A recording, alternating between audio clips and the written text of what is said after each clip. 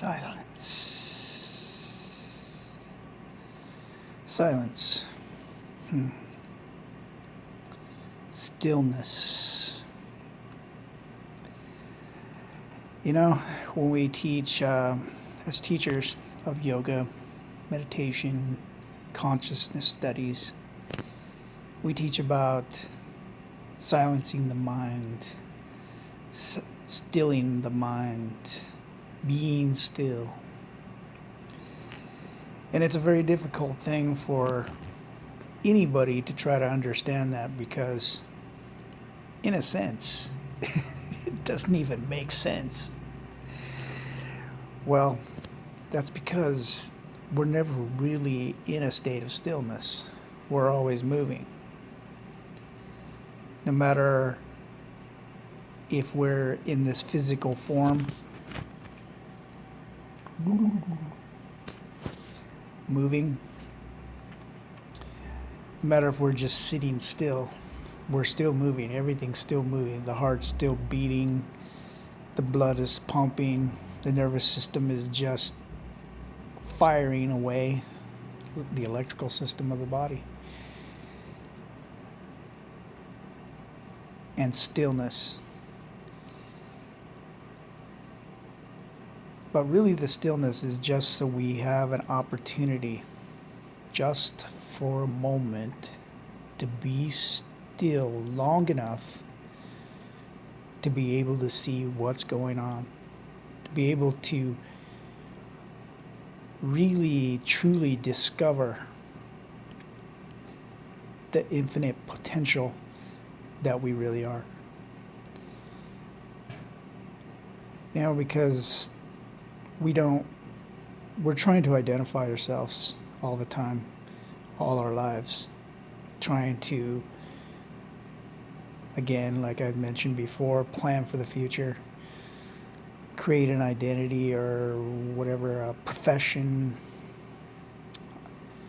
And it's an interesting thing that most of the time we're never really happy with any of these things. And the reason why is because we limit ourselves just trying to be something or whatever. And that's perfectly fine. And I'm not saying that you're not happy. But infinite potential, what that really is, what that's like, is opening up our natural ability to imagine and create, whether it be through painting, drawing, sculpture, dance, creating anything.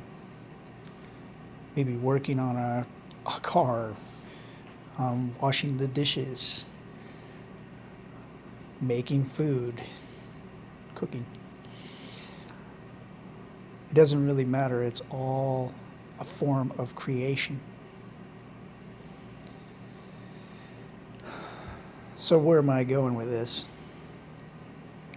So I mentioned that ability to be still long enough. And it's all mechanics. It really is. It's, we say our spiritual practice. But everything is spiritual. Everything is this thing that we don't really see. It's mysterious. And we start to discover those mysteries when we look into ourselves.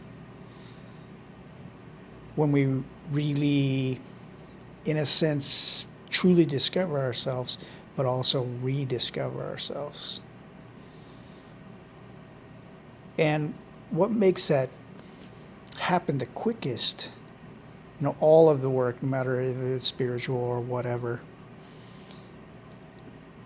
all it really is, it's not even really transforming into anything in particular. We use the word transformation a lot. I hear it all the time. And spiritual, I hear that all the time. but we're not. What are you really transforming into? You don't really need to transform into anything else.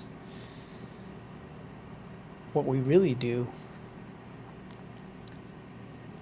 is stop judging ourselves for who we really are, who we are. I remember my teacher, Don Miguel Ruiz. He would always say, stop being what you're not. And for a long time, I didn't quite understand what that meant. And it's very clear now. Because we have a tendency to try to be, when we do practices like yoga, meditation, shamanic studies, whatever it may be, there's so much these days. We try to be something else. And there's always going to be a rebellion when you're trying to be something else.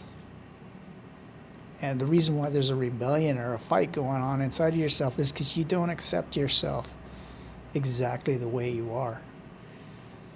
And you're amazing. You are amazing.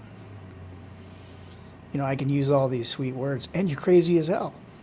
It's maybe some. And maybe even to yourself with your judgments. But what really is crazy, what really is amazing, they're just words. Ways to describe things.